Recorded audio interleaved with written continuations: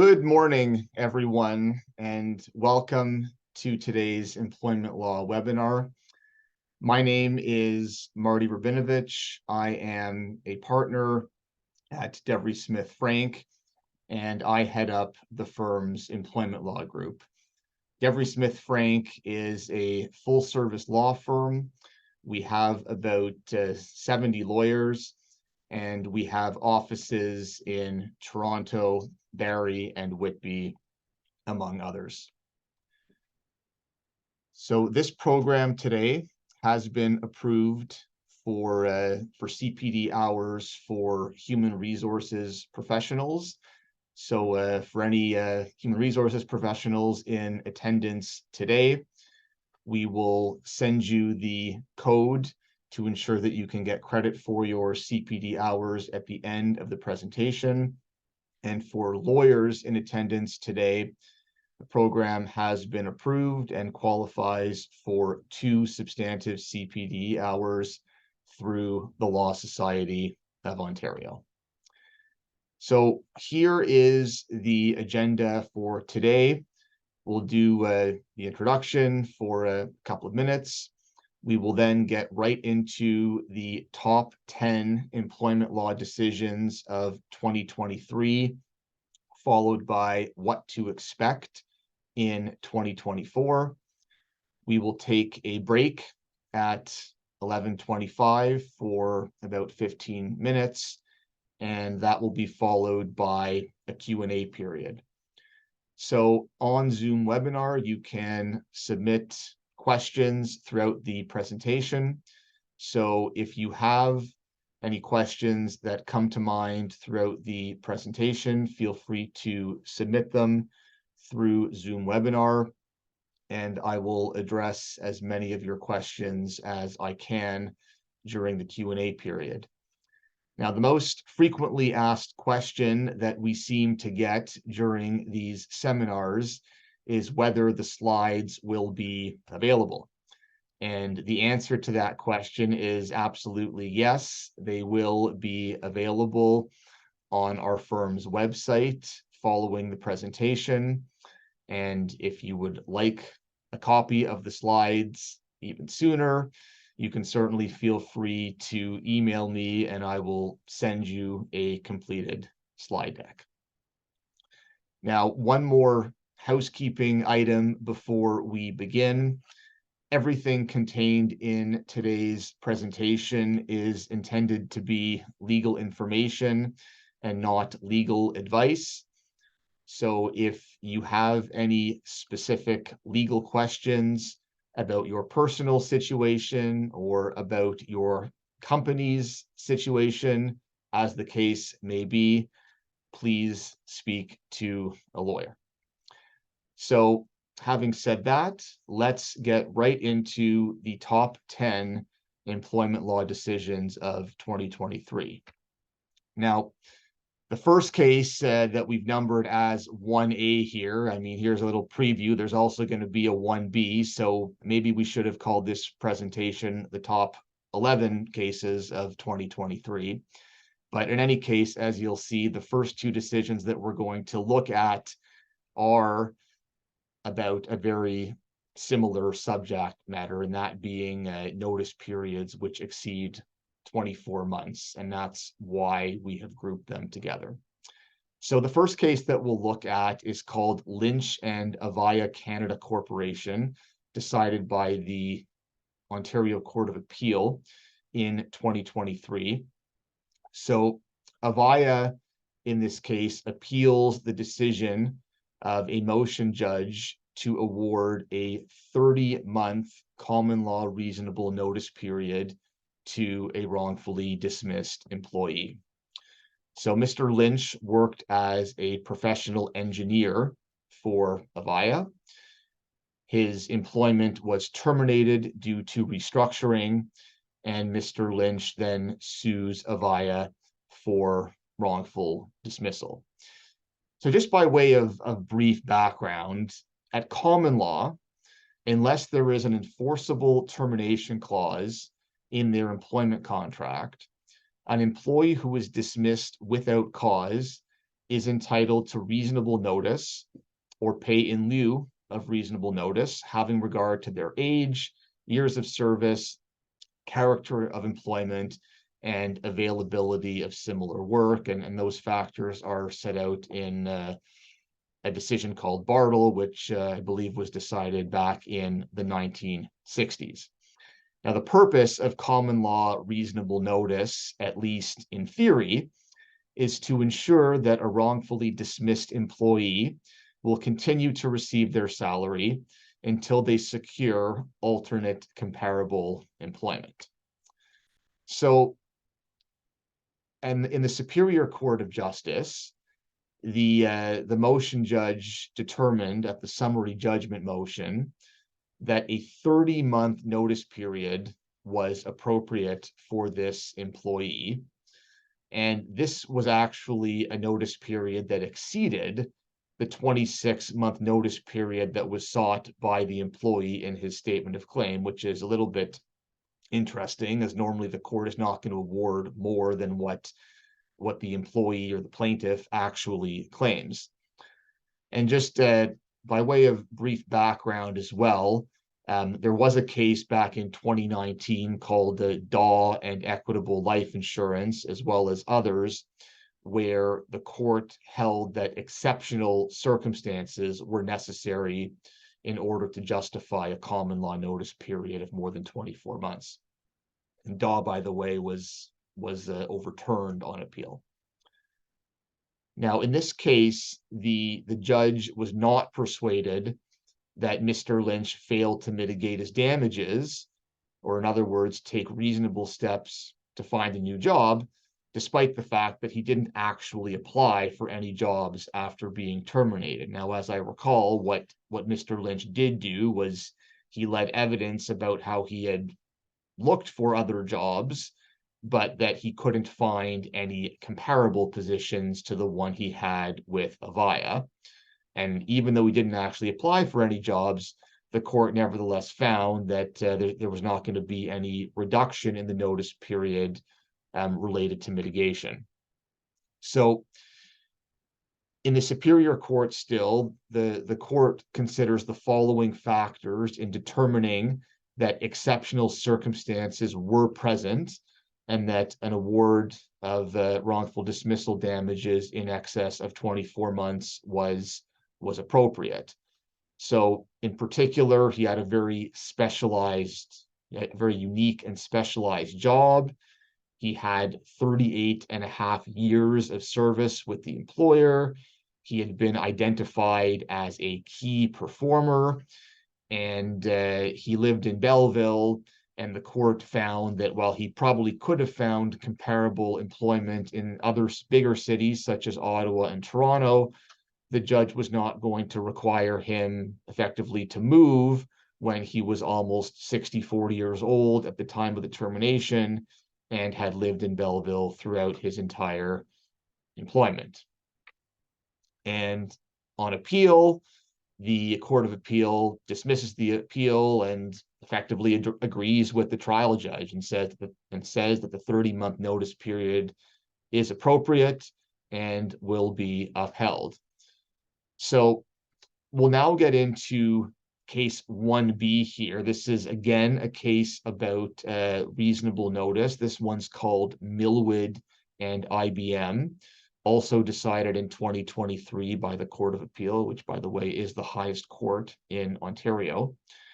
So here, Gregory Millwood was an employee of IBM for 38 years when he was terminated without cause in May of 2020 with only 11 weeks of notice. He was 62 years old at the time of termination, and he held a managerial role at the time of the termination.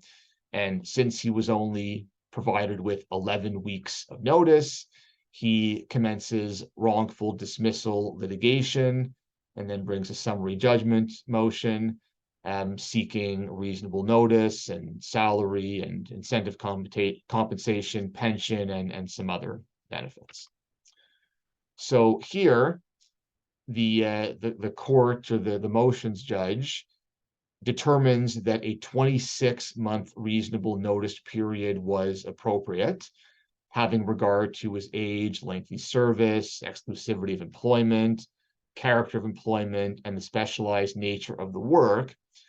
And then in this case, the court actually adds a month to say, well, I'm going to add one more month because of the timing of the termination, which again was in May of 2020, which was at the height of the COVID-19 pandemic, for a total of 27 months. And in finding that there were exceptional circumstances here, we're looking again at age, length of service, the managerial position, compensation, and the technical and skilled nature of his skills. So this case again goes to the Court of Appeal, and essentially the argument is that the motions judge made a mistake and misapplied this notion of exceptional circumstances, and the argument was that really there were no exceptional circumstances that would have justified an award in excess of 24 months. And the Court of Appeal dismisses the appeal and agrees again with what the trial judge, or the motions judge rather, said, and effectively says that the 27-month notice period was appropriate and we are not going to interfere with it. Okay, so the key takeaway here, I think, is employers, just need to watch out about the notice periods that can be awarded. So historically, we talk about that there's an unofficial cap at 24 months with respect to common law reasonable notice. And I mean, to be clear, the vast majority of cases, there still will be that cap, but the Court of Appeal in particular has been more and more willing over the years, I think, to find that there are exceptional circumstances to justify longer notice periods. So if we look at Daw back in 2019, the court sided with the employer and said, we don't find exceptional circumstances, so we're reducing an award from 30 months back down to 24. But more recently, what we're seeing from the Court of Appeal, in particular in these two decisions, is that the Court of Appeal seems more open to granting longer notice periods in excess of 24 months. Let's move along now to a decision of the Human Rights Tribunal of Ontario. It's called LCC and MM. So what happened here was there was an original human rights application. The employer and the employee entered into minutes of settlement, and the minutes of settlement contained confidentiality and non-disparagement terms. The employee posted something on LinkedIn, which we will show you in more detail. The employer takes the position that this was a breach of the minutes of settlement, and so files what we call an application for contravention of settlement to the Human Rights Tribunal of Ontario. So in the minutes of settlement, among other clauses, there were confidentiality provisions, mutual non-disparagement provisions, and breach clauses. So in other words, clauses which set out what the remedy, or what the remedy would be in the event that the employee breached certain provisions of the minutes of settlement. So 15 months after the parties had entered into the minutes of settlement, the employer discovers a LinkedIn post that was made by the employee, which the employer argued breached the confidentiality and non-disparagement clauses.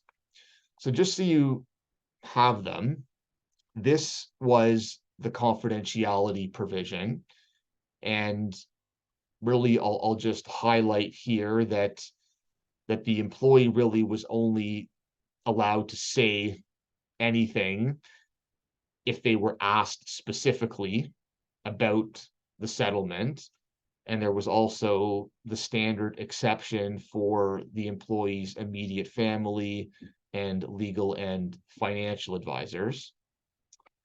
This was the breach clause, which says that in the event of a breach, that the settlement payment would need to be repaid to the employer.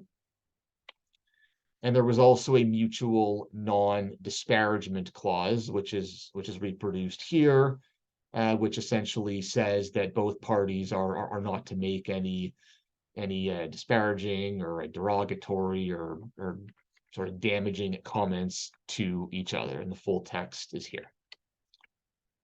And then the employee's LinkedIn post read as follows. It said, "To all those inquiring, I have come to a resolution in my human rights complaint against," and he named the corporation and the individual applicant. He named specifically the individual applicant for sex discrimination. So this was the comment that the employee made that gave rise to this application with respect to the breach of the settlement. So the HRTO first has to determine whether or not this LinkedIn comment was a breach of the settlement, and if so, what the remedy, if any, should be. So the HRTO goes through the provision and essentially says that that this LinkedIn post was not permitted, in particular because it wasn't really in response to anyone asking. This was a post that the employee essentially made on his own, not really in response to anything. And then the HRTO has to look at the remedy. So it's well-established law now that a remedy with respect to a breach of a confidentiality provision cannot be punitive, okay? And in this case, since the damages were contained in a liquidated damages provision and they were signed, the HRTO found that they were not punitive and were consistent with the intention of the parties. So number one, the HRTO found a breach. And then number two, the HRTO enforced the liquidated damages clause. So the takeaway here is that courts and tribunals will generally enforce these sorts of liquidated damages clauses unless a punitive intention can be shown. And to be clear, the starting point is that the liquidated damages clause will represent a genuine pre-estimate of damages sustained in the event of the breach. We'll now move ahead to a case called FAM and Qualified Medical Fabricators Limited. So here we have an employee who brought a claim for wrongful dismissal after receiving notice of a layoff followed by several extensions of that layoff. The employee worked for the employer as a welder for almost 20 years, and he was 51 years old at the time of the initial layoff. So the initial layoff happened on March 23rd of 2020, so right at the start of the pandemic. And the employer's plant manager met with the employee to inform him about the layoff and explained to him that it was temporary and that he hoped the applicant would be recalled by June 19th of 2020. So the employee gets placed on a temporary layoff. He's told that his benefits would continue throughout this time, and then the layoff keeps getting extended on multiple occasions, as you can see on the slide, a few times in 2020, and then again in 2021. Now, on or about September 23rd of 2020, the employee is told that now his layoff has turned into what we call deemed idle or infectious disease emergency leave under the applicable regulation. So the issue here was whether or not it was ultimately a constructive dismissal case. And the issue here was whether, by not actively protesting the layoff, whether or not the employee had effectively accepted it or condoned it. And if so, that would mean that he wouldn't be able to claim constructive dismissal. So it's actually the employer here who brings a motion for summary judgment to dismiss the employee's claim on the basis either number one, that he agreed to the layoff, or number two, that he failed to mitigate. And Mr. Pham's argument was that the employer neither sought nor received his consent to the layoffs. Now, the Superior Court in this case agrees with the employer and dismisses the claim, but then Mr. Pham appeals to the Court of Appeal, and as we'll see here, the employee does much better on appeal. So this time the appeal was allowed, and the trial judge's decision was overturned. So as per the Court of Appeal, the trial judge erred in equating Mr. Pham's silence during the layoff periods with condonation. The Court of Appeal noted that there was no implied or expressed term in Mr. Pham's employment agreement permitting temporary layoffs. And the court also found that the fact that Mr. Pham's coworkers had been previously laid off does not mean that there's now an implied term permitting the employer to temporarily lay off other employees, including Mr. Pham.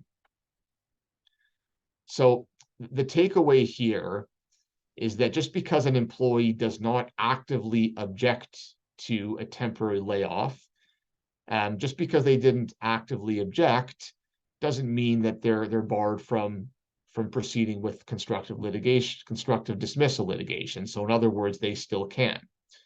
So for example, in this case, there was a letter explaining the layoff that the employee signed. I mean, as an aside, there was some dispute as to whether that was actually the employee's signature, but the court does determine here that receipt of a letter, or even signing acknowledgement of a letter about the terms of this layoff, is to be distinguished from actually consenting to those terms. And the court found here that even if the signature was in fact Mr. Pham's signature, that piece of paper, that letter that was signed, didn't really help the employer because it didn't establish that the employee consented to the layoff.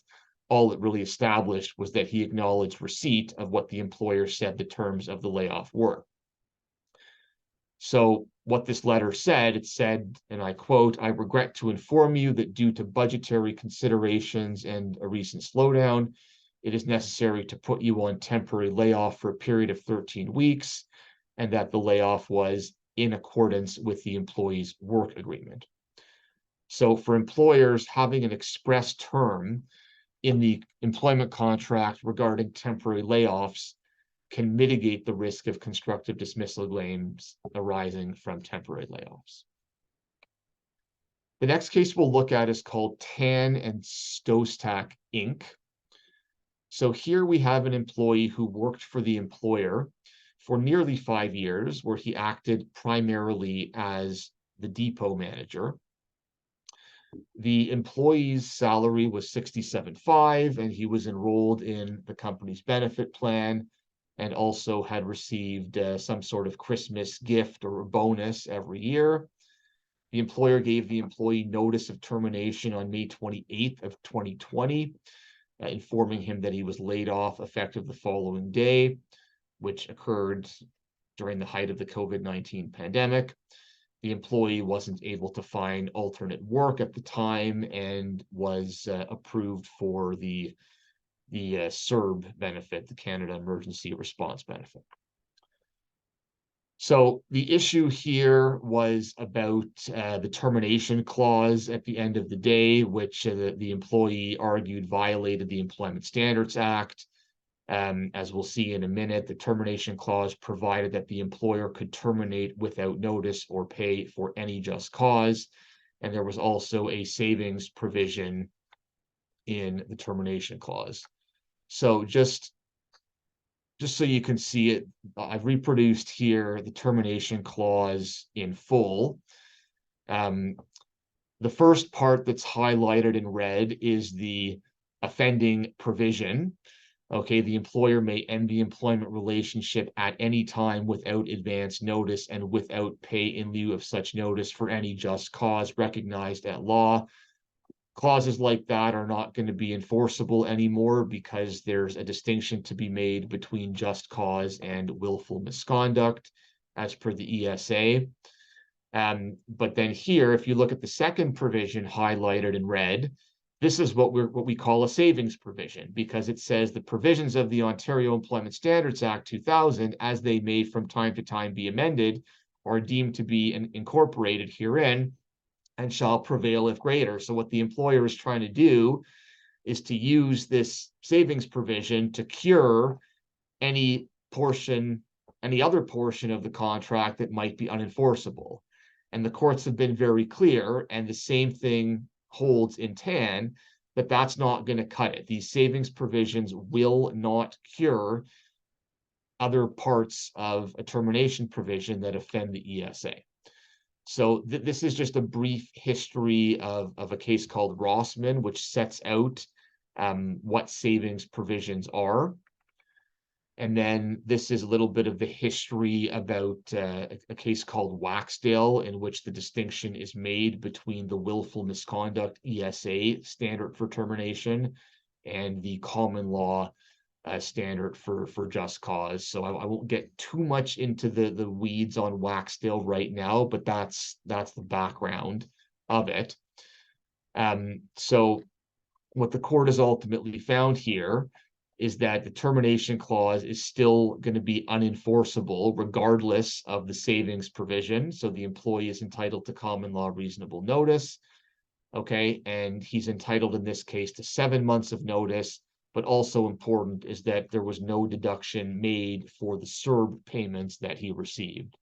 So, by the way, there have been a couple of appellate court decisions in provinces other than Ontario, which have confirmed that CERB benefits are not going to be deducted from an employee's reasonable notice entitlement due to mitigation. The courts have said it's not proper to do that.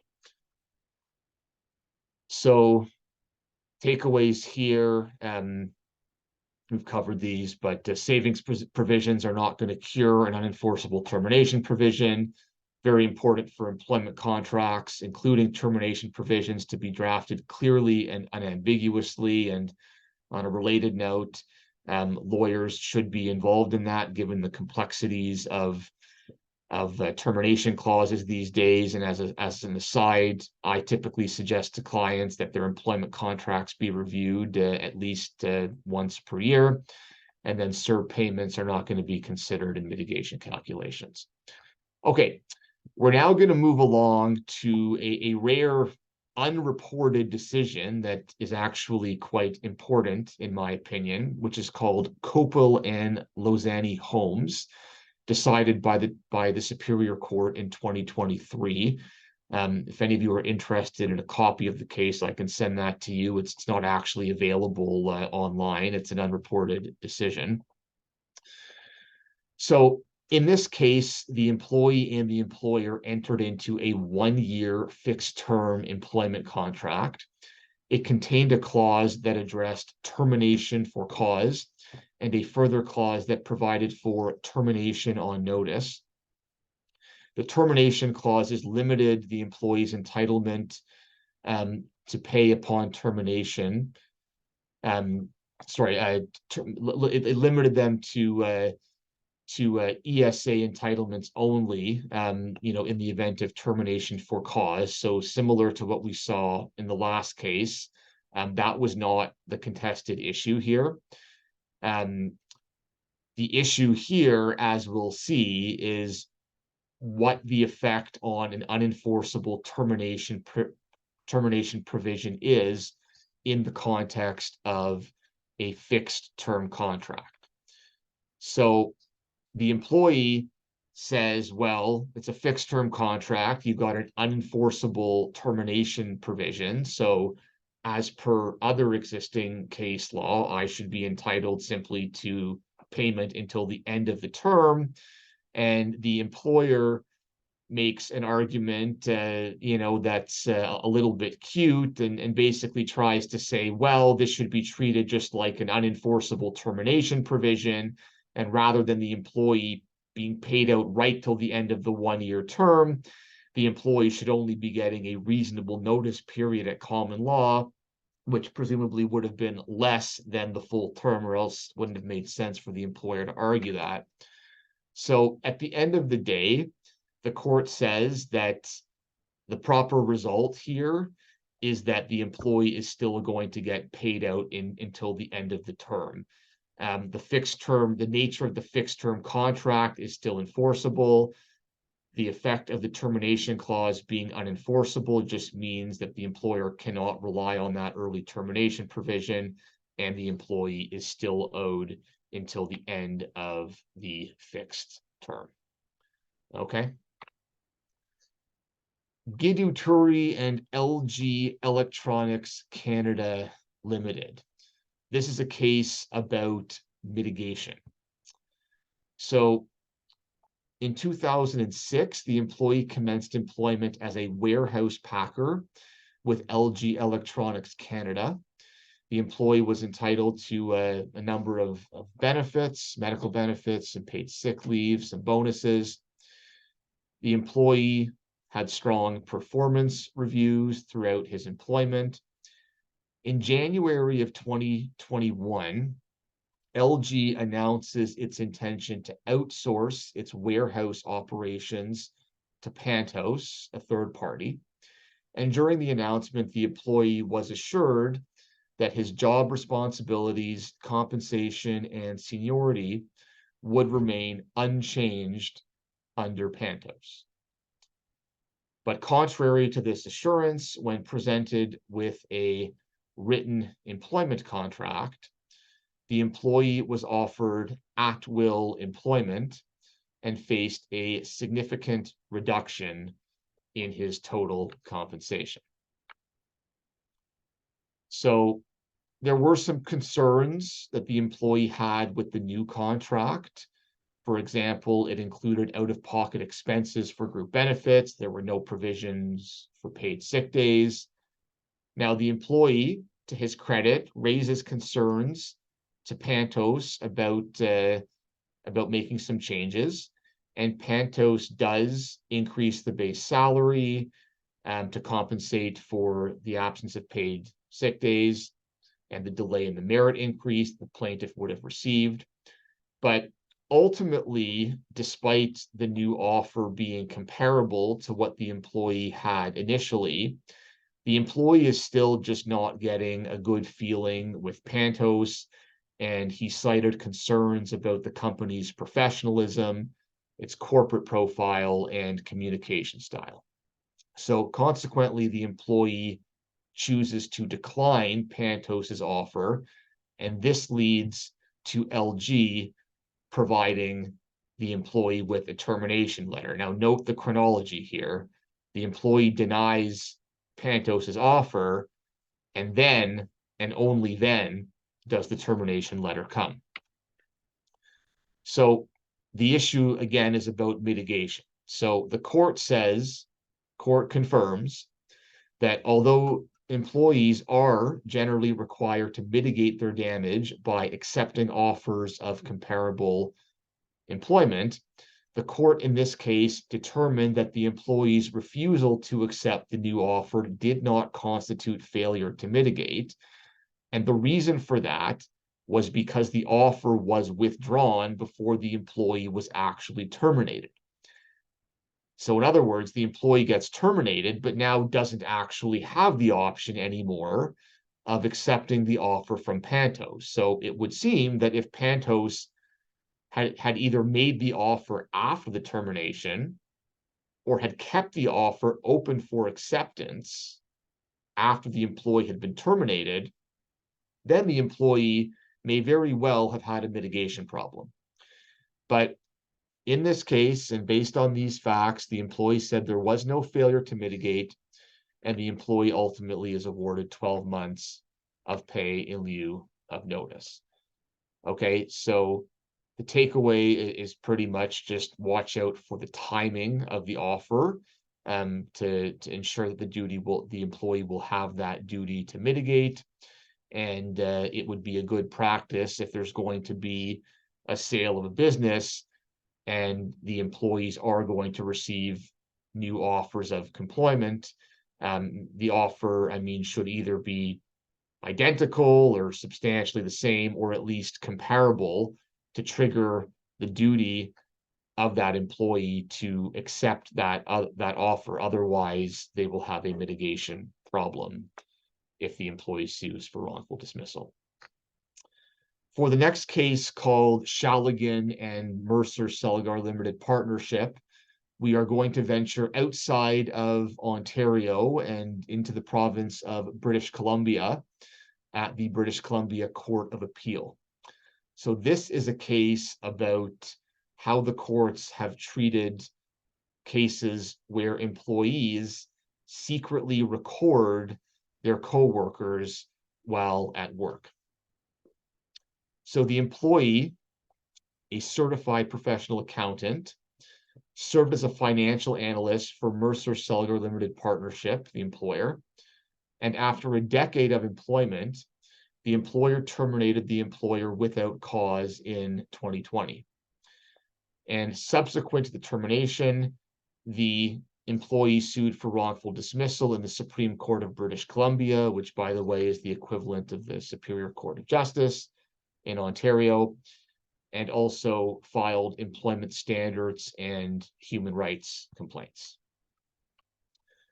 So throughout the legal proceedings, basically as part of the discovery process in the legal proceedings, it became clear that the employee, throughout his more than 10-year tenure with the employer, had secretly recorded numerous conversations, and we're talking more than 100 here, conversations in the workplace.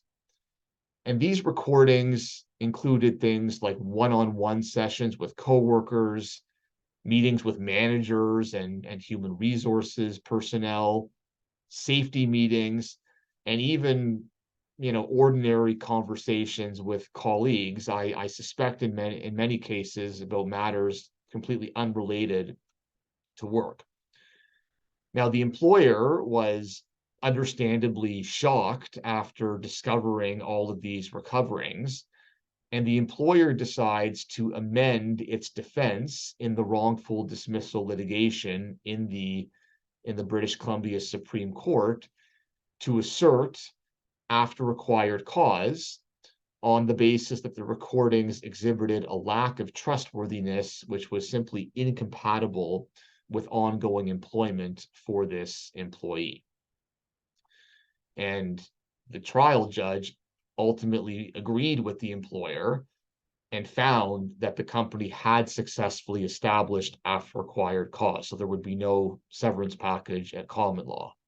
And the employee appeals, so we end up at the British Columbia Court of Appeal, and the British Columbia Court of Appeal agrees with the trial judge and concludes that the trial judge correctly analyzed the relevant facts and circumstances and agreed with the decision that there was indeed after required cause. So the trial judge did adopt a nuanced perspective, properly took or engaged in a context-sensitive evaluation of the employee's actions, and with respect to the recordings, the Court of Appeal held that the recording activity was underhanded and would be regarded by most employers as misconduct, undermining the trust relationship between employers and employees. And the Court of Appeal also concluded that the recordings infringed upon the privacy interests of individuals recorded, as well as those discussed in the recordings. So the takeaway here is that an employer may have grounds to terminate for just cause or after required cause if employees are secretly recording conversations with their employees, but it is going to be a case-specific and fact-specific analysis. And based on the case law, the relevant factors are going to include things like the employee's stated reasons for making the recordings, the length of time during which the recordings occurred, the number of recordings, the sensitivity of the information captured, and whether the recordings were made in breach of the employer's policy. So there's a good tip for employers. If you want to enforce a policy like this, there's something helpful to add to your policy about what the rules are going to be about employees recording other employees in the workplace secretly. Moving along now to a Supreme Court of Canada case. This was the Crown and the City of Greater Sudbury. So employment cases generally don't make it all the way up to the Supreme Court of Canada. Typically, the Court of Appeal is usually as high as they get. So now that we have the Supreme Court of Canada weighing in on an employment matter, we should definitely pay attention to this one. So here, the City of Greater Sudbury initiated a construction project involving road and water main repair, and also entered into a contract with a general contractor to oversee its completion. And the contractor assumed the role of the constructor as defined in the Occupational Health and Safety Act in Ontario. Now, while the city was the owner of the construction project, it did not directly employ any workers engaged in construction activities on site. However, it periodically dispatched its employees to the work site for inspection purposes, quality control, monitoring, and progress tracking. Now, tragically, in September of 2015, a member of the public suffered fatal injuries when stuck by a grader, which, by the way, it's a machine used to level the ground, often used when constructing a road. And the grader was operated by an employee of the contractor. The incident occurred as the pedestrian was crossing a street at a traffic light within a designated construction zone. And notably absent from the work site were protective measures such as fencing to separate pedestrians from equipment, a paid duty police officer to manage traffic, and a signaler for the grader. So the Ministry of Labor brings charges against both the city and the contractor for a number of violations of the OHSA. And the city faced charges in the capacities of both a constructor and an employer. Now, the contractor eventually pleads guilty and ends up paying a fine. Now, the city did not plead guilty, and this resulted in a trial. So the city ultimately gets acquitted, and then this acquittal gets upheld by the Ontario Superior Court of Justice. The Crown then appeals to the Court of Appeal, contending that the Provincial Offences Appeal Court had erred in determining that the city did not qualify as an employer for the purposes of the OHSA. Now, the Court of Appeal, in a unanimous decision, allows the appeal and does find that the city is an employer having regard to Section 25(1)(c) of the OHSA. The city is now not so happy with this decision, and it appeals the issue to the Supreme Court of Canada. The Supreme Court of Canada sides with the Court of Appeal, so against the city, and dismisses the appeal. So the Supreme Court starts by applying and endorsing the definition of employer that was established back in a 1992 decision, and the full quote is below. And the Supreme Court says that the city was trying to argue that in practice, it did not really have control over this construction site. But the Supreme Court says, well, that's not the test. It doesn't matter whether or not there was actually control having regard to the OHSA here. So nothing in the text, context, or purpose of the OHSA requires the ministry to establish control over the workers or the workplace to prove that the city breached its obligations as an employer under the OHSA. Now, an interesting procedural point as well, this case was heard by the Supreme Court with only 8 judges, and the court was actually evenly split for all. So 4 judges wanted to allow the appeal, 4 judges wanted to dismiss the appeal. So when you have a tie like that, what happens is the lower court's decision would just stand. So because the Supreme Court was equally divided on this case, the Court of Appeal decision stood. So we don't see this too often, and normally there would have been 9 judges sitting to avoid ties, but for potentially a few reasons, there were only 8. So there's an interesting procedural point here as well. So in terms of the takeaways, owners of a construction project, really have to watch out because they were found to be employers here. And as well, the element of control is simply not part of the relevant OHSA test. We're now going to venture to New Brunswick for case number 9. So essentially what happened here was Mr. Dornan gets appointed as interim CEO of Horizon Health Network, which is one of New Brunswick's 2 health authorities. So there was an offer of employment made on February 28th of 2022. It was made orally, as I recall. But then what ends up happening, it's a 5-year term. And then Mr. Dornan gets presented with an employment contract for the same 5-year term, but now it contains a termination provision, okay, which was not initially discussed. And his evidence at trial was that he found this surprising. There hadn't been any discussion of a termination clause, and had he been aware of that, he says he would not have agreed to the permanent role. And he gets terminated, and the dismissal gets publicly announced. And ultimately, the adjudicator had to determine whether or not the oral discussions established a binding contract, or if all that was really relevant was the written offer.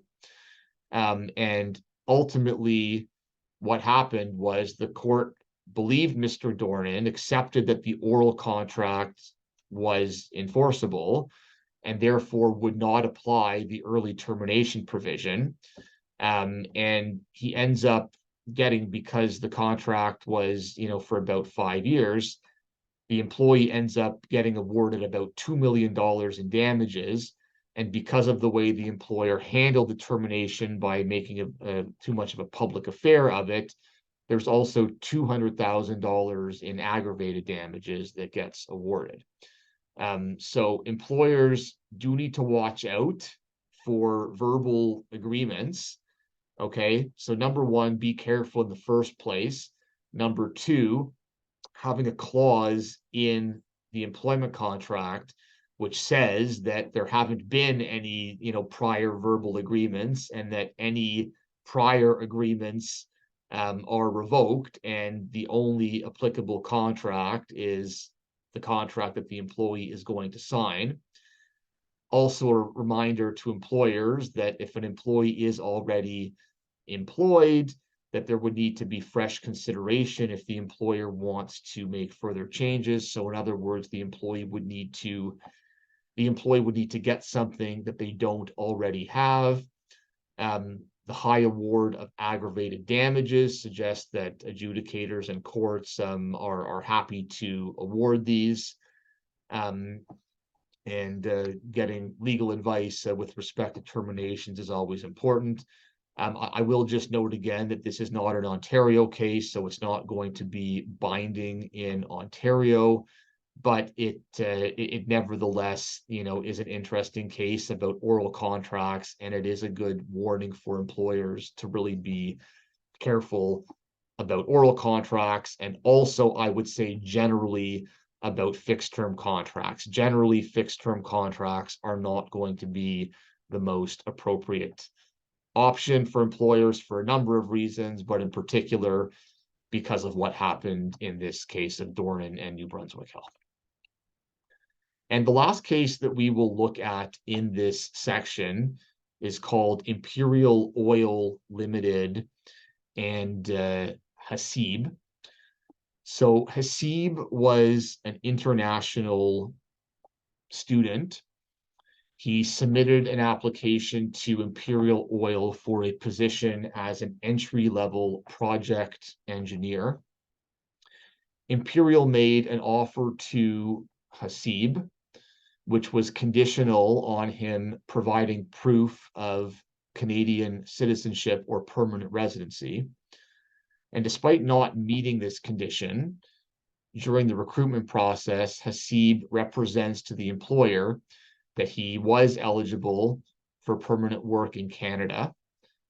So he gets a conditional offer of employment, which was conditional on providing that evidence. And then subsequently, he says, well, actually, I don't have permanent residency, but I'll be able to work anywhere in Canada for up to 3 years with a postgraduate work permit. Now, upon learning that Mr. Hasib was not a permanent resident, Imperial rescinds the conditional job offer on the basis that Mr. Hasib has now not met the job requirements. And Mr. Hasib responds by filing a human rights application, asserting that the permanent residency requirement amounted to discrimination based on citizenship in contravention of the Human Rights Code. So there's an interim decision here, and essentially the tribunal says that Mr. Hasib met the other conditions. The only issue had to do with this permanence requirement, which the tribunal did find to be discriminatory based on the prohibited ground of citizenship. The tribunal also looked at Section 16 of the code, which addresses citizenship requirements in jobs, and effectively it finds that defense does not apply. And the tribunal concludes that the requirement of permanent eligibility to work in Canada was discriminatory. So this is just a summary here of all of the details, which we've included in the materials for your reference. The matter then makes its way up to the divisional court. The divisional court overturns what the HRTO determined and basically said there's no discrimination here. There's nothing wrong with this hiring policy. But then things go in a different way at the Court of Appeal. And the Court of Appeal, in summary, grants Mr. Hasib's appeal and reinstates the HRTO's decision on the basis that there was discrimination.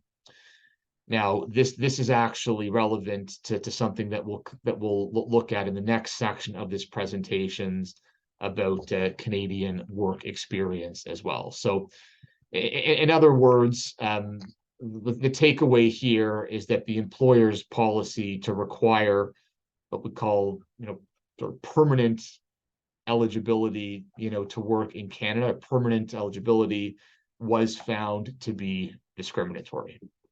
So we are going to move right ahead now to the next portion of this presentation, and then the break will come after that. So this section of the presentation is called What to Expect in 2024. I think that title is fairly self-explanatory. So let's just go through quickly the agenda here. So we'll look at Bill 149, which is also known as the Working for Workers IV Act, which was introduced in 2023. We will look at new amendments for licensing for temporary help agencies and recruiters. We'll look at Bill 79, which is also known as the Working for Workers Act 2023. There's an amendment here to the OHSA. We'll look at the future of confidentiality and non-disclosure agreements in Ontario. We'll look at some amendments to the Canada Labor Code. And just by the way, the Canada Labor Code only applies to federally regulated employees, such as banks and airlines, for example. And then we will look at a development by the Canada Revenue Agency with respect to whether or not certain severance agreements must be reported to the CRA or do not have to be reported to the CRA. So Bill 149 is currently at the second reading stage, so it appears very likely to pass, although to be clear, it is not yet in force. This bill would bring about some fairly significant changes to employment legislation, which affect recruitment and hiring procedures. So the first one, and this is what we saw in the last HRTO decision in the previous section, employers will be prohibited from mandating Canadian work experience in job postings or application forms, and that the objective there really is an attempt to prevent discrimination based on place of origin or potentially citizenship. Number two, and then this is a big one, employers would be required to divulge expected compensation range in job postings. So there are many job postings out there which do disclose salary, or at least the expected range of salaries, but this is now going to be a requirement going forward if Bill 149 passes. And then thirdly, employers would be mandated to disclose the utilization of artificial intelligence in the hiring process. So in other words, if they are using a website or if they're using some sort of application process in which AI will be used to help screen the applicants, that must be disclosed to employers, or sorry, to employees or applicants rather. Now, interestingly, there in some other Canadian provinces, there actually are not only obligations to disclose the use of AI, but also to provide the employee with another way of applying. So if an employee says, I don't really feel comfortable, being part of this AI algorithm or using AI to screen my application, in certain other provinces, the employer would actually be required to provide an alternative. Not the case, though, in Ontario. In Ontario, the obligation would just be to disclose the utilization of AI. Now, Bill 149 also proposes to address what the provincial government has said are persistent issues in the restaurant industry. So in particular, prohibiting unpaid trial shifts to make sure that employees are getting paid, to state that employers cannot deduct employees' wages in instances of dine and dash, or what I've called here gas and dash, or theft of any other property. There's a requirement, or there would be a requirement, to specify the methods through which employers must distribute employee tips to ensure fairness, and to mandate employers following a tip pooling practice to prominently display the policy in the establishment. Bill 149 also has some proposed changes to the WSIA, the Workplace Safety and Insurance Act, concerning injured workers. So in addition to the new requirements regarding job posting, we're looking at some of the issues here. One of them is called super indexing. So we're aiming to empower, in other words, well, first of all, we'll just summarize this, I guess. So the first amendment would seek to increase benefits beyond the annual inflation rate. And the second benefit here is to improve some of the cancer coverage for firefighters and other fire investigators. With respect to temporary help agencies and recruiters, so there are definitions for these two terms in the Employment Standards Act, but essentially, I mean, we'll start with recruiters. A recruiter is, I think, probably, what you think it is. So it's basically someone, who is trying to, help an employer hire someone. So they help with the hiring process to locate an employee who's looking, and to place that employee with an employer. So that's essentially what a recruiter is. And a temporary help agency is an employee, is an entity, or an entity which hires employees for the primary purpose of really having them work, for other businesses. So that's essentially what we're talking about here. The specific definitions are included in the statute. So temporary help agencies and recruiters, now need to secure a license in order to operate. So the update was that the deadline, which was initially set for January 1st of 2024, has been extended about 6 months to July 1st of 2024. And just as a note, a $25,000 irrevocable letter of credit is part of the application in order to secure funds for potential repayment of owed wages to employees. So in other words, these temporary help agencies and recruiters have a bit more time to apply to get their license. There's also amendments in the Employment Standards Act which say that if an employee is terminated because of something licensing related for a temporary health agency, that this contract is not going to be considered frustrated, or in other words, impossible to perform, and it would essentially be treated practically now as a termination without cause. And as a note here, there are penalties for THAs and recruiters who provide false or misleading information during the licensing application. So watch out for that. The Working for Workers Act increased the maximum fine that can be imposed on corporations for OHSA offenses from 1.5 million to 2 million. And this amendment came into force as of October 26th of 2023. So given that that was the date on which it came into force, the new maximum possible fine of 2 million will only apply for offenses that were committed after October 26th. And as an interesting fact, this now gives Ontario the highest maximum corporate fines under workplace health and safety legislation in Canada. Yay for employers. This is another hot issue here about the future of confidentiality agreements or non-disclosure agreements in Ontario. So NDAs are legally enforceable agreements between parties with respect to confidentiality.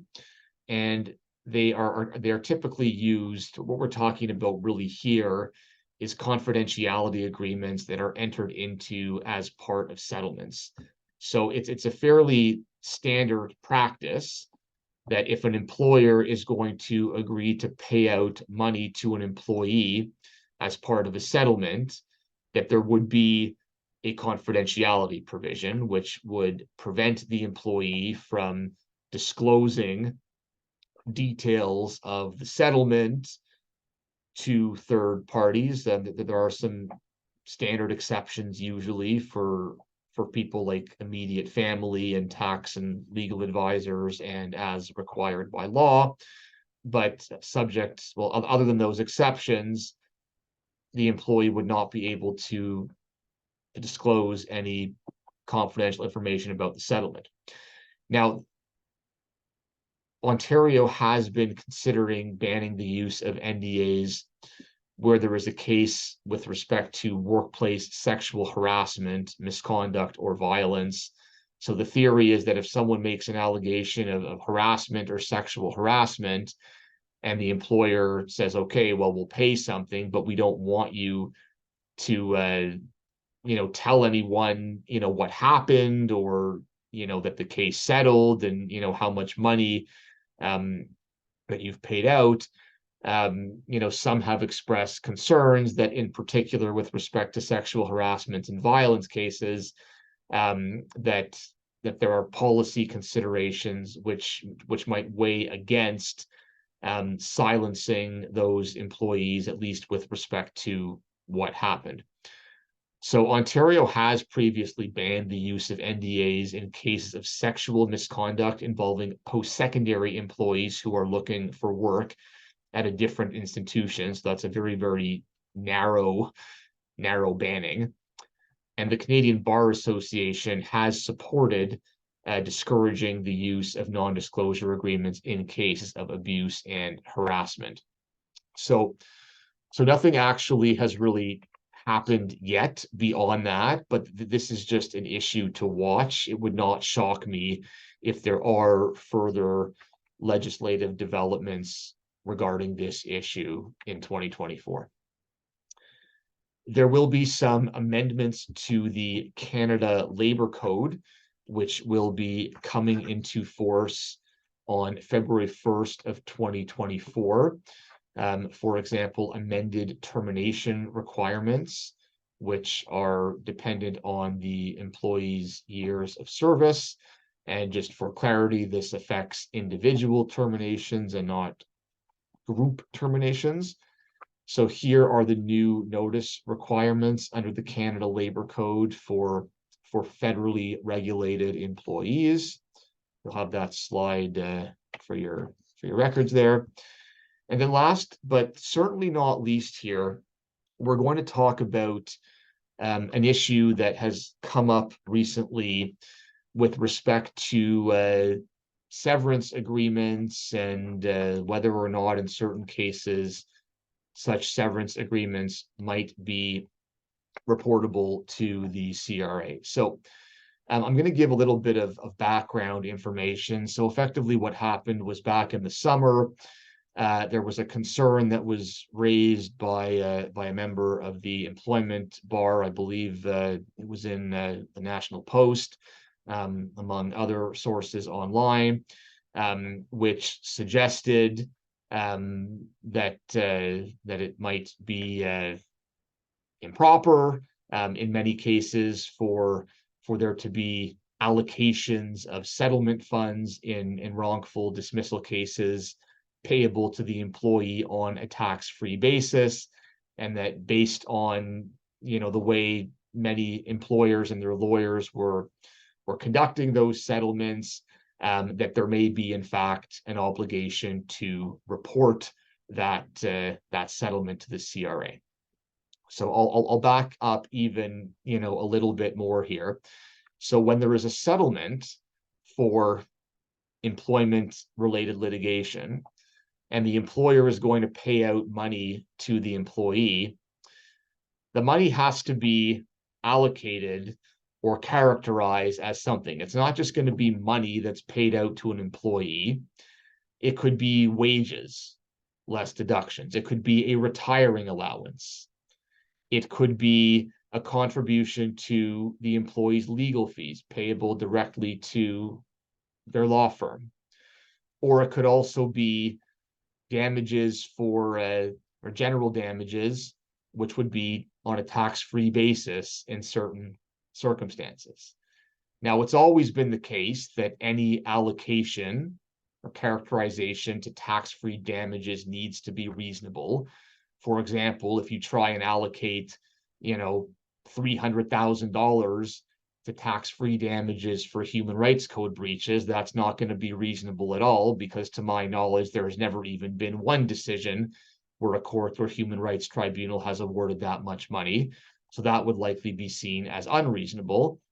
But subject to the facts, if the amount were something more like, say, $10,000, that would be reasonable. So in any case, the concern was that if there was a transaction happening that had a main purpose of giving someone a tax benefit, okay, and secondly, if there was some sort of indemnity, that it would need to be reported to the CRA. Now, on the indemnity side, if employers in particular were agreeing to pay out money on a tax-free basis, the employer would want what we call an indemnity in the release, which would say that in the event someone gets audited, and in the event the CRA takes issue with the allocation, that ultimately the employer could look to the employee for recovery of the additional tax and penalties. So the concern was that, well, if an employment litigation settlement was found to amount to a transaction where one of the main purposes was to enter or was to have a tax benefit for someone, and there was going to be this sort of indemnity, that this might actually be disclosable, or it would be required to disclose that to the CRA. But all of this turned out, I would say, to be a lot of concern about nothing, because I have a bit of an excerpt here from the CRA's website. Essentially, the CRA has now clarified that a tax indemnity and an employment agreement and a severance agreement is not going to trigger a mandatory obligation to report that settlement to the CRA. Okay, so in other words, the same rules that have always applied will continue to apply. If there is going to be any amounts that are allocated to tax-free general damages in particular, the amount needs to be reasonable, and it has to be supported by the facts of the case. If those two criteria are met, then likely it will be found to be acceptable to the CRA, and there will not be any issues. If the overall allocation is unreasonable, not supported by the law, not supported by the facts. So again, I go back to my example where we're trying to allocate, $500,000, to human rights code damages, then that's going to be a problem. Okay, so that concludes this portion of the presentation. We are a little bit early, so we can take, I think, a slightly longer break. Okay. I am going to be back at 11:40 to start the Q&A period then. So we are now going to move to break, and I will see you all again at 11:40. Thanks, everyone.